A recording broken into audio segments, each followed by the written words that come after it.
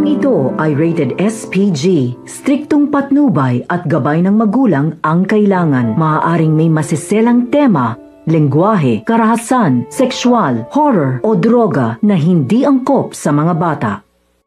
Tumawag nga itong si Carlos dito kay Lynette at agad naman sinabi dito ni Lynette na nagpunta nga muna itong si Annalyn sa Apex upang makakuha ng ebidensya laban dito kay Zoe.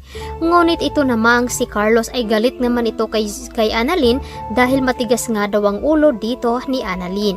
At nag-iba naman ang iniisip dito ni Lynette at kung bakit ay nagalit itong si Carlos at mas pinapaboran pa itong si Zoe.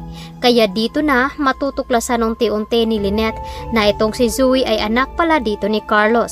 Malalaman na nga ba nito na kaya niya ipinapagtanggol dahil ayaw naman mapahamak dito si Zoe. Kaya narinig naman dito ni Aling Susan. Minasama ni Aling Susan dahil ang akala niya ay si Lynette ang ayaw dito kay Aling Susan at Diyosa na doon sa bahay ni Carlos. Ang hindi nila alam na itong si Carlos ay ayaw niya ng bisita. Kaya naman dito sasabihin ni Lynette na ipinagbabawal nga dito ni Carlos ang pagpunta ng mga kaibigan dito ni Lynette sa bahay nila. Dahil kung sino man daw ang pumunta sa bahay nila ay kailangan ay ipapaalam daw muna dito kay Carlos. Samantalang nasa Apex na nga itong si Annalyn at kasalukuyan naman na hinahanap nila itong si Zoe.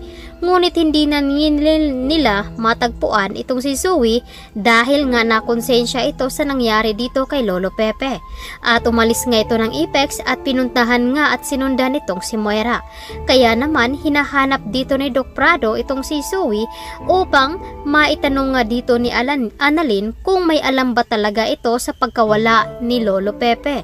Kaya naman naghanap rin sila Nurse Ivan at Nurse Karen ng ebidensya na pwedeng magpapaturo kung saan nga ba nagpunta itong si Zoe pagkatapos nga nilang magkita ni Lolo Pepe. Kaya naman malalaman ng security kung saan nga nagpupunta itong si Zoe at malaman nila na sumunod pala ito doon sa hotel kung saan pumunta itong si Lolo Pepe upang mapuntahan itong si Moira. Kaya naman wala na itong lusot sa gagawin dito ni Annalyn na investigasyon. Kaya naman itong si Moira ay nagalit rin dito kay Zoe dahil sinabi nga nito kay Carlos na hawak niya itong si Lolo Pepe. Kaya naman agad na sinabihan ni Moira na kailangan man nilang mag-ingat upang hindi nga malaman ng iba na hawak nila itong si Lolo Pepe. At ito namang si Baladja ay agad naman na pinahukay itong si Lolo Pepe upang doon nga ilibing ang kanyang kasamahan na nabaril nito. Agad na nagtawag dito si Baladja ng kanyang makakasama upang ito nga ang magbabantay dito kay Lolo Pepe. Nangangako naman ito na hindi daw patatakasin. Kaya naman sinabi dito ni Moira kung mapagkatiwalaan ba daw ang kinuha ni Baladja na magiging kasama.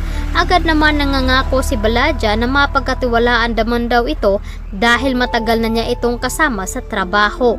Kaya naman tatawa-tawa lamang itong si Dax, ngunit may pinaplano pala ito laban din dito kila Moira. Ang hindi nila alam na meron pala itong revelasyon na isisiwalat sa kanila. Si Zoe nga ba ang pupunta dito kay Lolo Pepe upang iligtas? Kaya ito ang dapat nating aabangan ngayong hapon. Dito lamang sa Abot Kamay na Pangarap.